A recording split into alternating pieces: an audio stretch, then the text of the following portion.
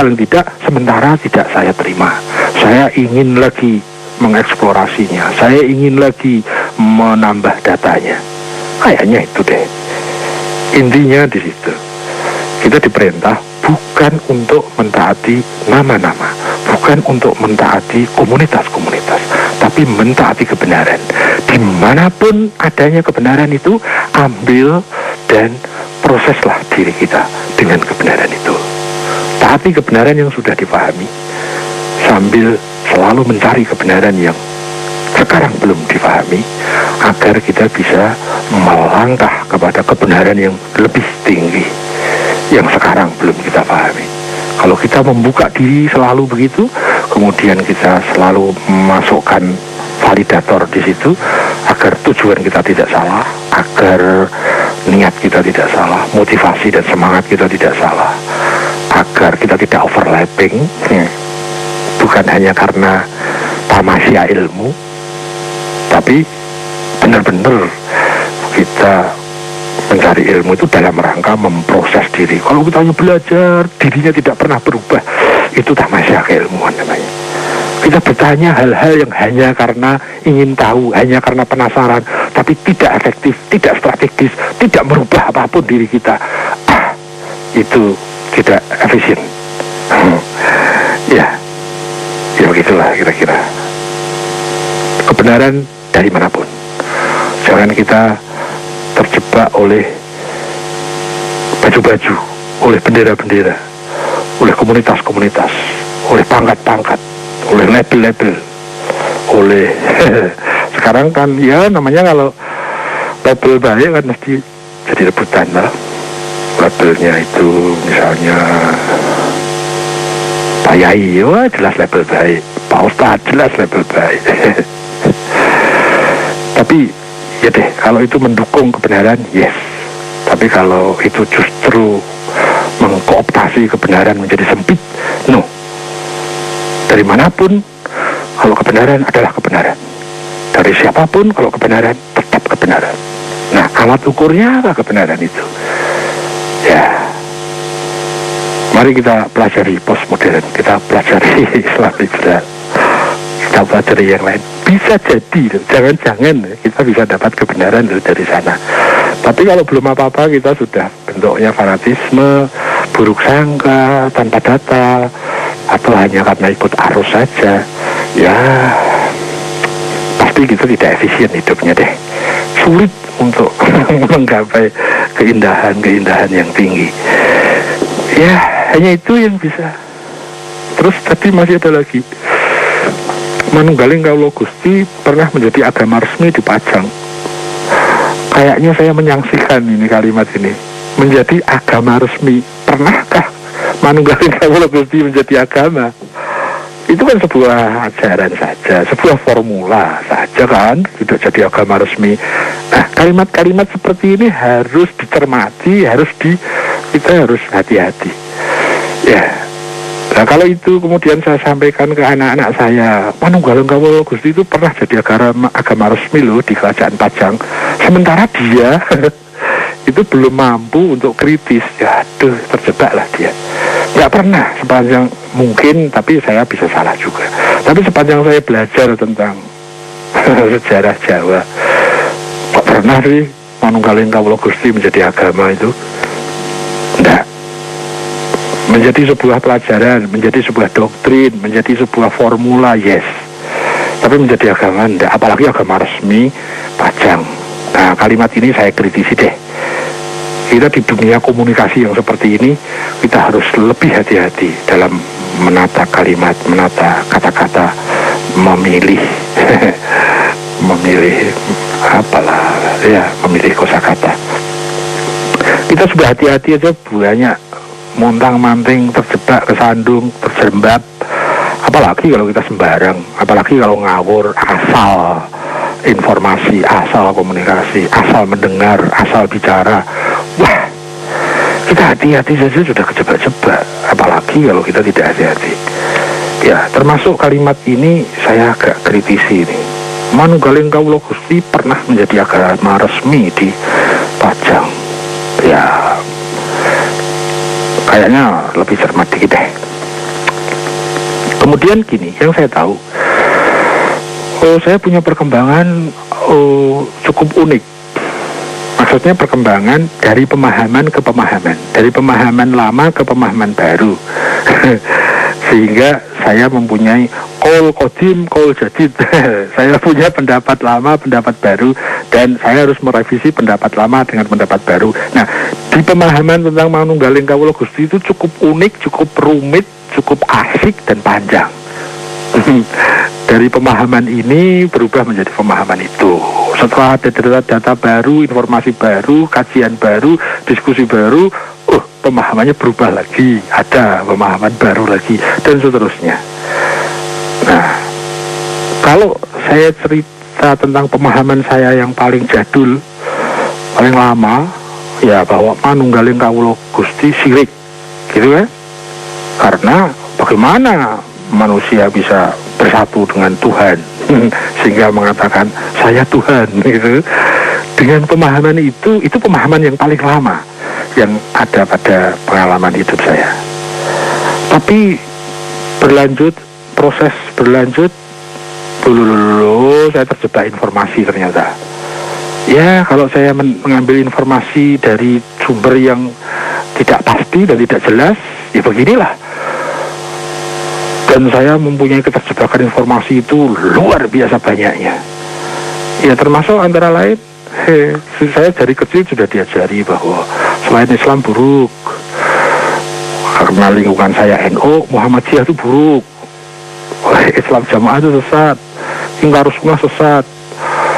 Kalau Syiah itu munafik, itu bukan Islam misalnya. Luar biasa informasi itu, menjebak saya luar biasa. Saking seringnya sehingga saya nggak percaya lagi dengan informasi masyarakat itu.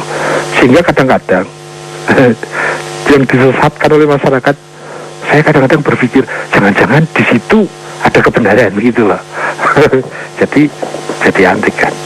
Termasuk terkait dengan formula yang menggunakan kalimat yang sangat riskan ini di masyarakat, yaitu Manunggaling Kawula Gusti. Itu cerita yang paling jadul, cerita yang paling in, yang masih saya pakai sekarang. Doktrin Manunggaling Kawula Gusti yang saya pahami itu begini. Saya ini punya diri saya. Di dalam diri saya itu ada Tuhannya. Maksudnya itu ada wakil Tuhan, namanya Nurani. Dia adalah tangan Tuhan yang ada di dalam diri kita. Maaf, saya memakai bahasa-bahasa metafor ini ya, bukan bahasa formal ya, bahasa metafor. Hati-hati. Ada utusan Tuhan dalam diri setiap orang. Dalam bahasa teknis disebut sebagai Rasulul Batin. Namanya Nurani. Dia berupa cahaya yang selalu bersinar, selalu mendorong kita untuk berbuat benar, bijak, dan seterusnya. Disebut Nurani. Ada kalimat lain menyebut Sanubari, hati kecil, fitri. Ada bahasa teknis mengatakan al-aql. Dia adalah Tuhan yang ada dalam diri saya. Nah, meskipun di samping dia itu ada nafas, ada nafsu yang suka bergejolak semau gue. Sementara Nurani mengatakan semau Tuhan. Selalu dia mencela kalau kita berbuat buruk, kita berbuat salah. Kadang-kadang celaannya itu membuat kita gemetar dan berkeringat pada saat kita melakukan salah dan nekat.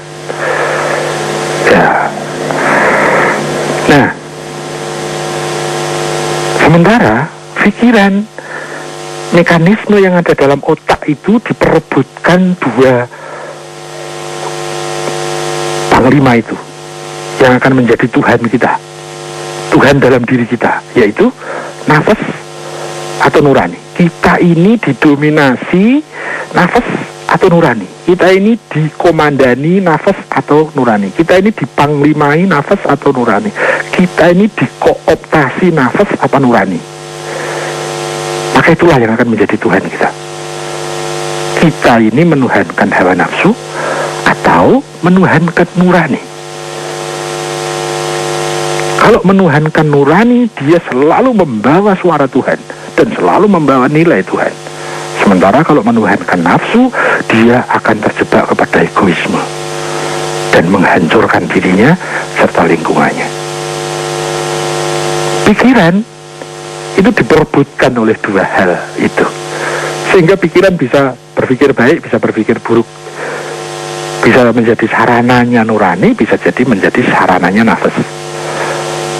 Pikiran di sisi lain, dia merupakan pusat kontrol dari semua indera dan fisik. Mata kita ke kanan pakai ke kiri, yang menggerakkan adalah fungsi kontrol yang ada pada otak kita. Jadi fisik kita ini budak-budak, prajurit-prajurit yang dia bisanya hanya sami'na wa atokna kepada apapun yang diperintahkan oleh pikirannya. Sementara pikirannya diperebutkan oleh dua panglima yang ada pada dada kita, batiniah kita, rohani kita. Jadi di dalam diri kita ini ada yang berposisi sebagai Tuhan, entah nanti yang menang nurani wa nafsu, ada yang berposisi sebagai hamba. Dalam bahasa Jawa, tolong ini, kata Gusti ya, itu tidak ansih kepada Tuhan Subhanahu wa Ta'ala. Tidak. Gusti itu ada Gusti Pangeran Diponegoro itu dipanggil Gusti. Gusti Rasul ya pakai panggilan Gusti. Allah juga pakai panggilan Gusti. Lalu manunggalin kawula Gusti itu larinya kemana? Nah, ya paling tidak ini pemahaman saya yang saya pakai sekarang. Yang disebut manunggalin kawula Gusti adalah pada saat terjadi penyatuan kehendak antara fisik, indera, pikiran, nafas menyatu di dalam nurani. Itulah yang saya pahami manunggaling kawula Gusti. Terima kasih. Nyuwun pamit. Bro. Iya Siwo, kita break dulu ya Siwo ya. Ya. Monggo Siwo, sampai nanti Siwo. Assalamualaikum. Baik, Right Audience, nanti kita lanjutkan lagi di sesi berikutnya atau di sesi kedua. Saya akan coba bacakan insya Allah mungkin 3 SMS dan 1 penelpon ya. Sebelum kita lanjut ke sesi berikutnya, kita dengar dulu yang berikut ini. You're entering the slow zone. You are entering the slow zone. Light FM. Listen live anytime, anywhere. You can enjoy 24 hours streaming on www.litefmjakarta.com. Provided by Central Online. Central Online. MNC Tower lantai 3 Suite 305 Jalan Kebun Sirih nomor 17-19 Jakarta. Telepon 021-235-0235. Fax 021-391-7700. Central Online, the most reliable internet. Broadcasting live from 25th floor of Wisma Nusantara Tamrin number 59, Central Jakarta. This is Light FM. 105.8 Light FM. Light FM. Phone number 398-35900, 398-35901. Short message service 081-880-1058. Marketing department 525-7892. Or click www.lightfmjakarta.com. Hello. Welcome to 105.8 Light FM. The best slow hit station 105.8 Light FM. Berproses menuju kesejatian diri. Bersama Siwo Agus Hidayat. This is Light FM. The best slow hit station. Assalamualaikum warahmatullahi wabarakatuh. Right Audience, kita kembali ke sesi kedua. Di sesi kedua dalam berproses menuju kesejatian diri. Assalamualaikum Siwo. Waalaikumsalam. Kita coba terima satu penelpon ya. Silakan, Light Audience, saya terima satu penelpon. 0213983905. Assalamualaikum. Halo, assalamualaikum. Waalaikumsalam. Ya, dengan siapa ini? Halo Pak. Halo. Ya, dengan siapa Pak? Dari Hendy. Hendy di mana Mas Hendy? Ini langsung ya. Ya, di mana ini? Ya. Halo Mas Hendy. Halo Mas. Halo. Iya. Coba. Silakan. Suaranya kecil ya. Halo. Ya, silakan. Gini, Dewa mohon sharingnya. Yang saya pahami bahwa orang Muslim yang matinya dalam keadaan syahid itu langsung masuk surga ya tanpa dihisab. Tapi bagaimana kaitannya dengan bahwa setiap orang Muslim itu akan dipertanggungjawabkan segala amal perbuatannya. Halo? Ya, itu saja. Baik, terputus. Ya, berarti terputus. Halo. Iya. Siwo? Halo, satu Ya. lagi. Hah? Siwo? Putus tuh satu lagi. Iya, baik. Kita terima satu penelpon lagi. Silakan. Tapi udah ketangkap Siwo ya itunya ya. Kayaknya sih. Mengenai orang Yuk. yang meninggal itu dalam keadaan syahid tanpa dihisap. Oke, baik. Satu penelpon berikutnya silakan. Assalamualaikum. Halo. Assalamualaikum. Assalamualaikum. Waalaikumsalam. Dengan siapa? Halo. Ya, dengan siapa Pak? Assalamualaikum Pak Siwo. Waalaikumsalam. Dengan Ari Mono Arfa di Tanjung Priok. Yo. Oke, silakan Pak Ari. Pak Siwo pernah menyampaikan materi mengenai keberadaan yang ada. Pertanyaan saya, halo, Yo. Ya, silakan. halo, Silakan Pak Ari, silakan.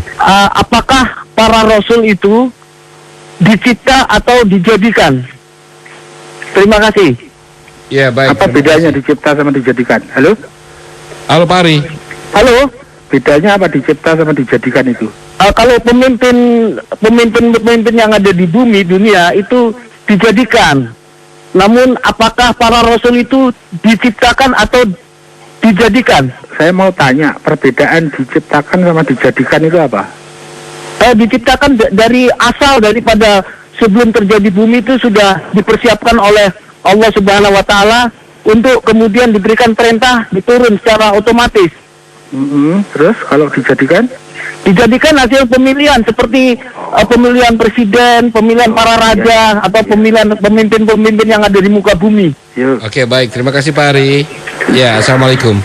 Baik, itu tadi penelpon kedua. Saya kira satu SMS mungkin Siwo ya. Yo. Ini dari Pak Ajit di Pulau Gadung. Assalamualaikum Siwo. Waalaikumsalam. Siwo, bagaimana cara membangun keyakinan bahwa Tuhan itu ada, sedangkan diri saya dalam keraguan-raguan? Cara membangun keyakinan. Ya, bahwa Tuhan itu ada, karena diri saya dalam keraguan-raguan. Monggo Siwo. Cukup ya. Ya, saya kira cukup Siwo. Tadi Mas Hendy meskipun putus tapi kayaknya saya bisa sedikit menangkap. Ya mungkin salah juga tangkapannya. Orang yang tadi disebut orang Muslim yang mati syahid, dia langsung masuk surga. Sementara setiap orang Muslim kan harus mempertanggungjawabkan seluruh amalannya. Ya.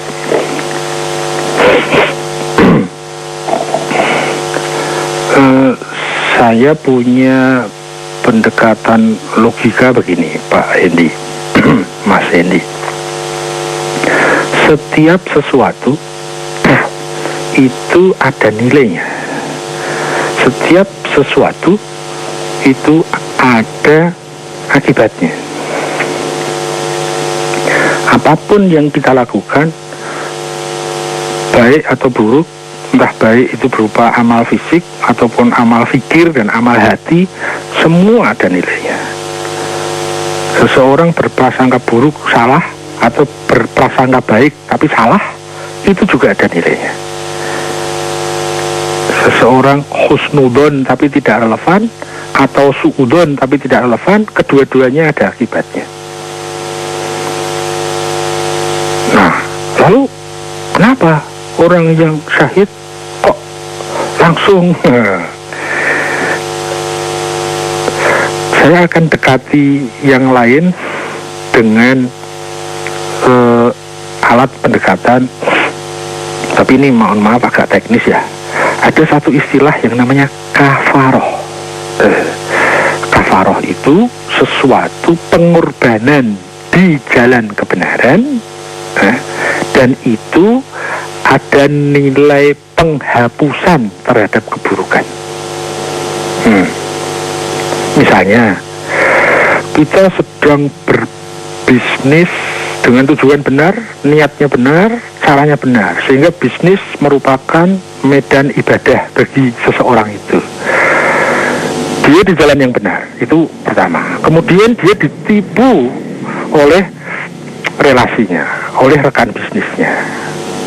Maka terjadi pengorbanan di situ kan? Mestinya dia laba jadi rugi. Nah, kerugian di jalan yang benar itu disebut dengan kafaroh.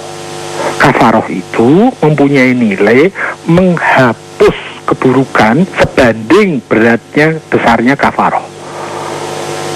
Ya, kalau mungkin kafaroh itu apa ya? Bahasa Indonesianya agak sulit sih. Tapi pengertian kafaroh itu begitu. Kalau kita sedang misalnya ya, dalam sebuah perjalanan di jalan raya, tujuannya benar, niatnya benar, caranya benar, tiba-tiba kita ditabrak dari belakang oleh sopir yang mabuk. Nah, kita syaratnya pertama kita harus dalam posisi benar, kita mendapat kerugian. Kerugian itu berupa kafaroh. Kita dalam posisi benar difitnah orang, itu kafaroh. Kita dalam posisi benar dikucilkan orang, itu kafaroh. Kita dalam posisi benar tapi entah bagaimana caranya, rekayasanya, akhirnya orang yang benar itu dipenjara, itu kafaroh. Kafaroh itu menghapus keburukan-keburukan spiritual yang ada. Semakin berharga pengorbanannya, semakin besar kekuatannya untuk menghapus keburukan. Kalau itu aksi dari kita untuk menghapus keburukan, itu adalah taubat, entah yang sifatnya revolusioner ataupun yang sifatnya amal-amal per waktu, yang sifatnya evolusioner. Itu setiap amal baik itu menghapus amal buruk. Begitulah. Nah,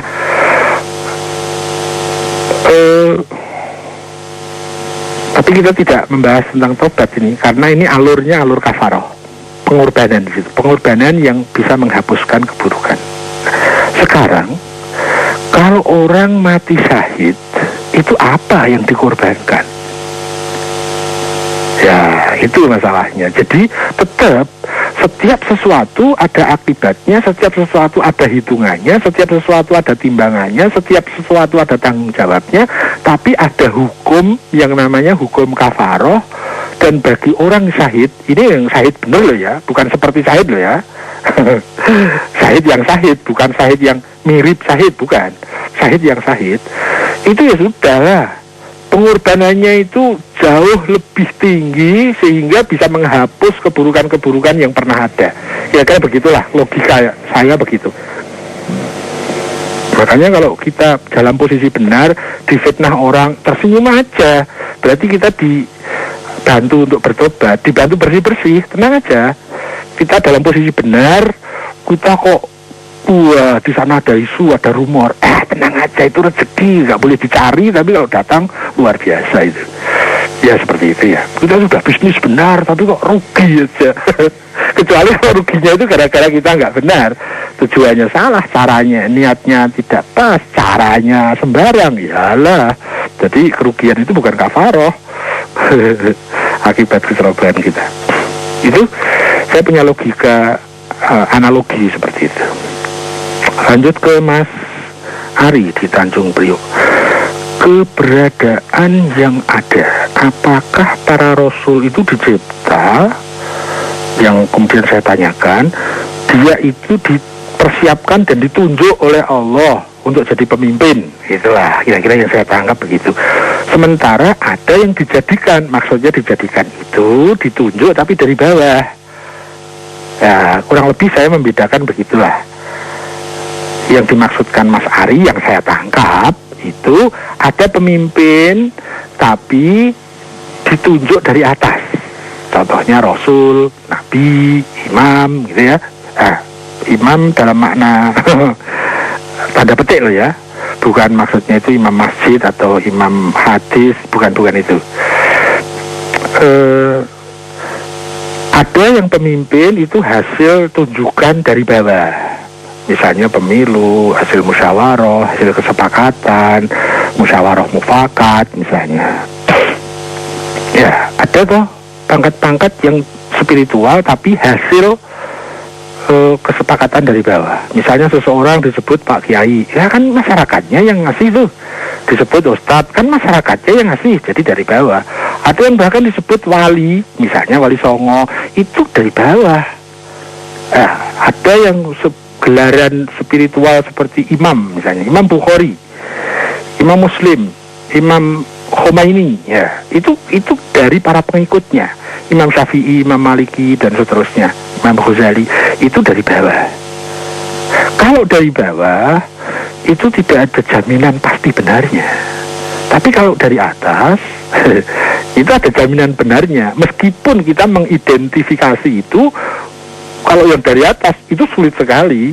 Karena masalahnya bukan karena suara lisan atau apa ini namanya satu pilihan, bukan.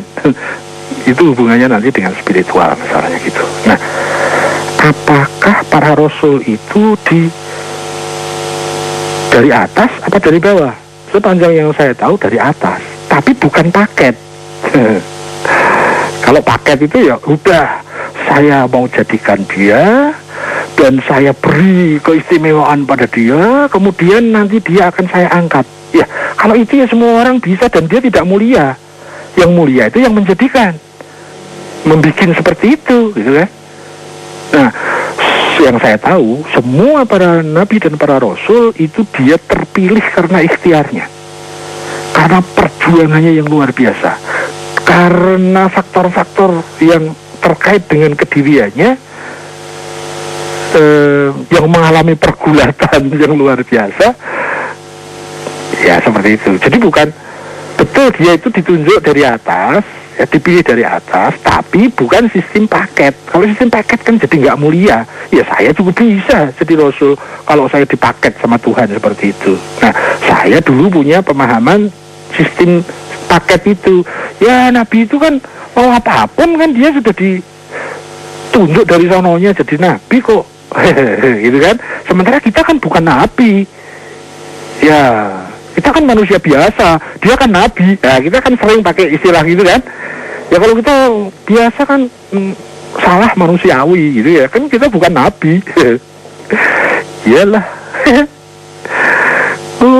Ada lagi. Ya, rocker kan manusia.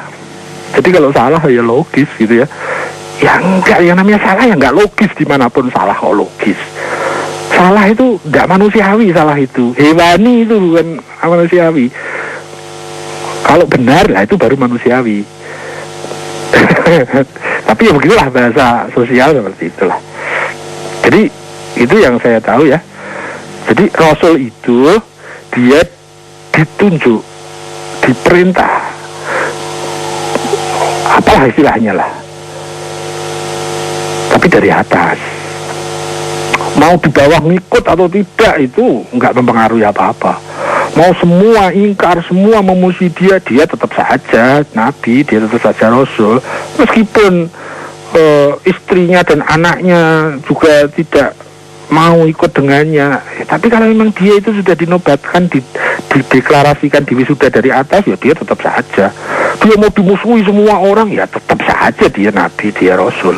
Kalau memang dia mendapatkan deklarasi dari Tuhan itu. Ya, itu yang saya pahami. Cuma Saya dulu pernah pemahaman saya itu paket gitu loh. Jadi ya nabi, yang namanya nabi kayak gitu lah. Jadi sudah baik dari sononya gitu ya. Nah itu yang saya sekarang tidak punya pemahaman itu. Seorang nabi, seorang rasul, dia melalui pergulatan-pergulatan yang luar biasa dahsyatnya, dan dia selalu mampu untuk memproses dirinya sehingga semakin tinggi, semakin suci, semakin cemerlang, sampai dia mampu menggapai wahyu-wahyu. Dan akhirnya dipilih oleh Tuhan, gitulah, untuk jadi wakilnya. Itu yang kemudian yang terakhir, ini jam berapa ya? Yang terakhir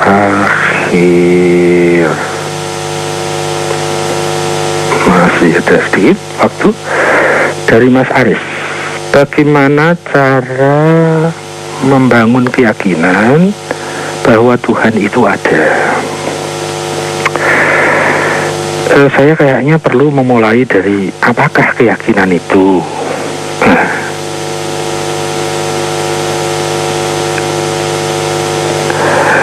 Saya punya definisi, keyakinan adalah satu titik keputusan final yang tidak memungkinkan diisi oleh titik keputusan yang lain, berdasarkan data-data yang mencukupi dan analisa yang semestinya. Begitulah keyakinan yang saya tahu. Keyakinan itu punya posisi di atas persangkaan. Persangkaan itu dia punya data, tapi belum lengkap. Seberapa lengkapnya data dan analisa sebuah keyakinan, ya nyaris valid 100%, idealnya begitu.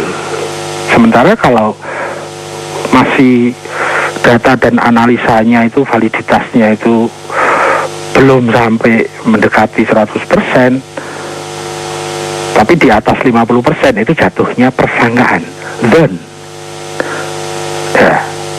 Kalau datanya di bawah seputar 50%, jadi validitasnya masih diragukan, ini data ini sudah lengkap apa belum, analisanya itu sudah cermat apa belum, tertib atau belum, ya.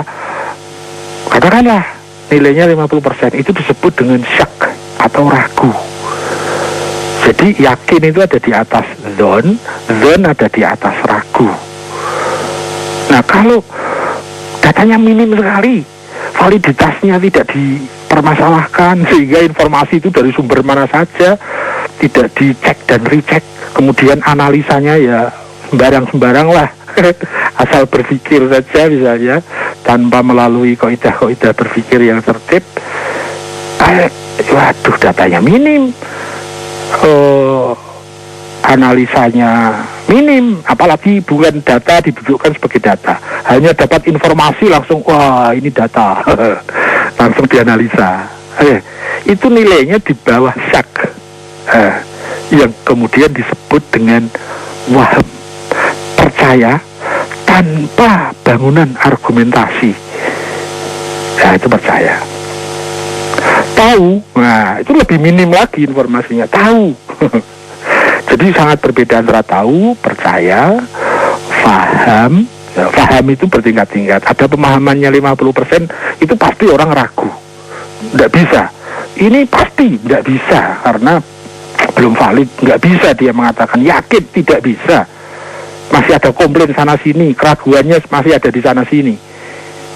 Nah, semakin tinggi data dan analisanya akan membentuk persangkaan yang disebut zon.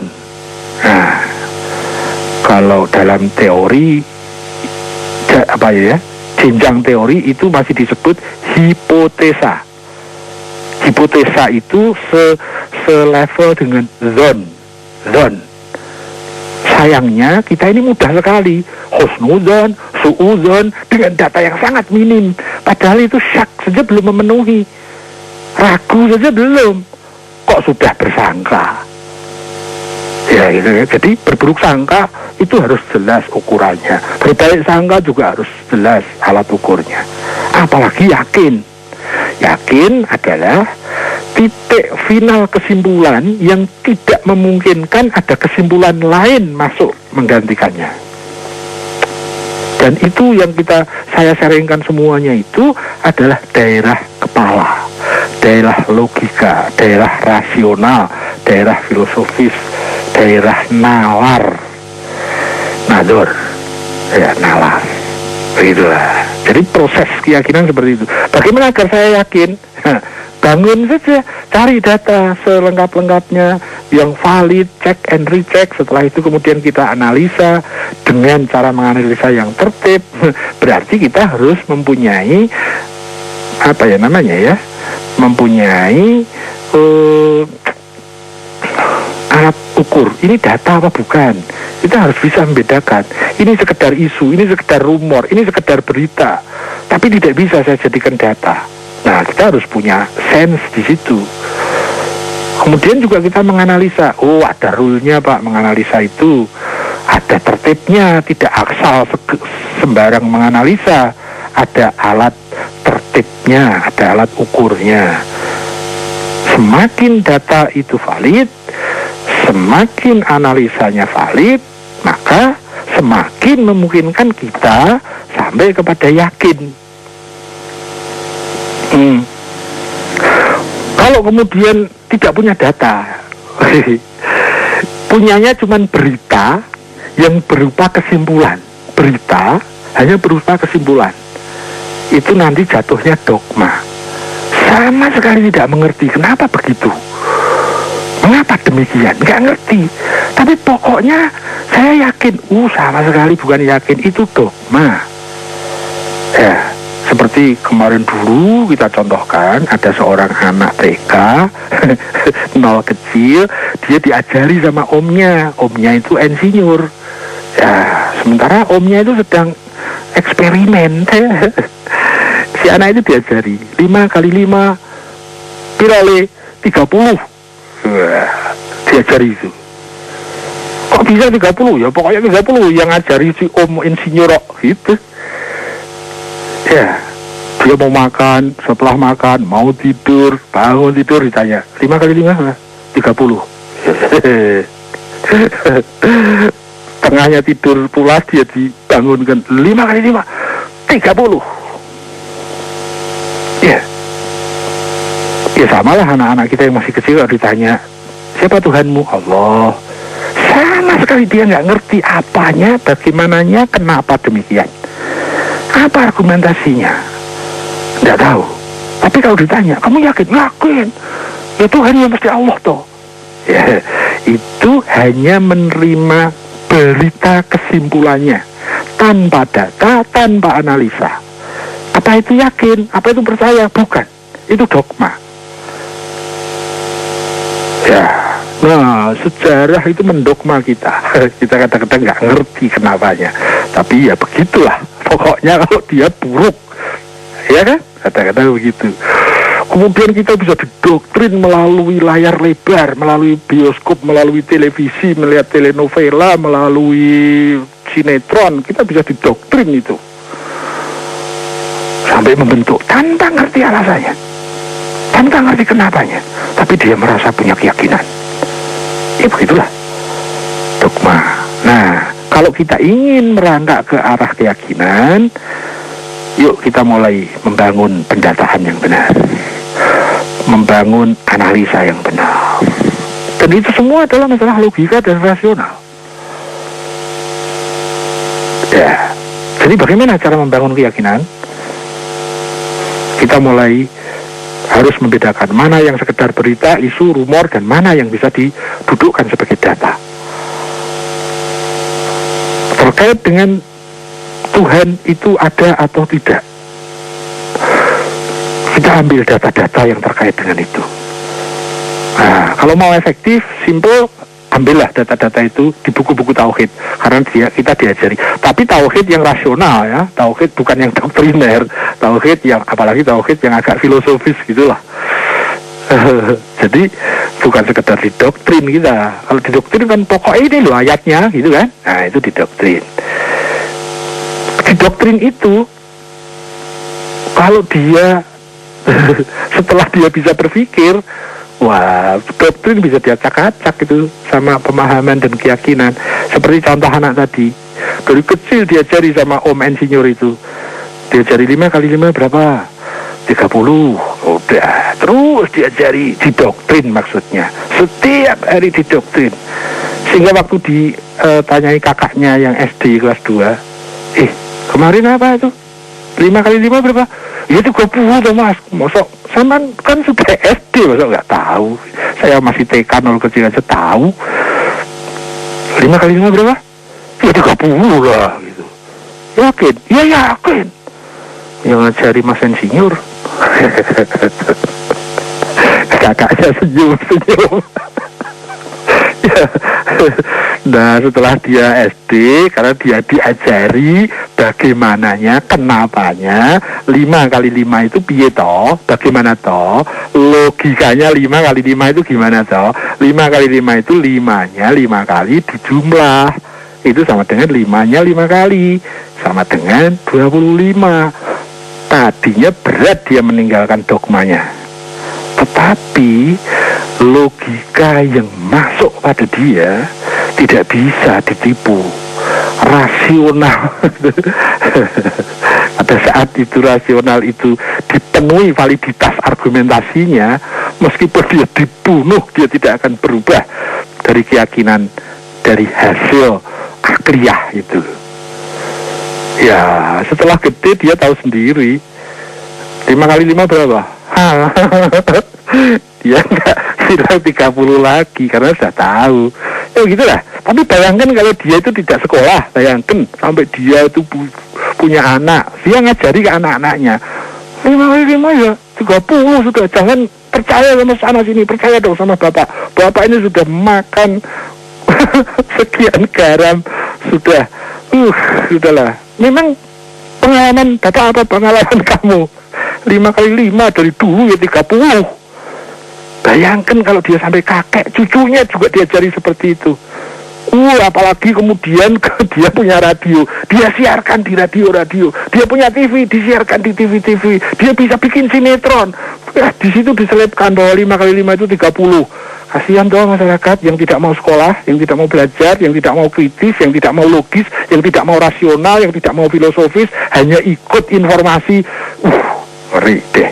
Bagaimana cara kita membangun keyakinan?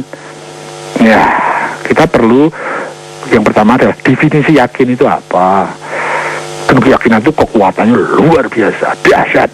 Mati pun dia mau kok demi membela keyakinan. Kalau memang keyakinan itu primer bagi hidupnya, kira-kira begitu ya. Kalau dogma kalah sama uang ya kalah. Dan seterusnya tinggal kita kemudian masukkan ke konteksnya.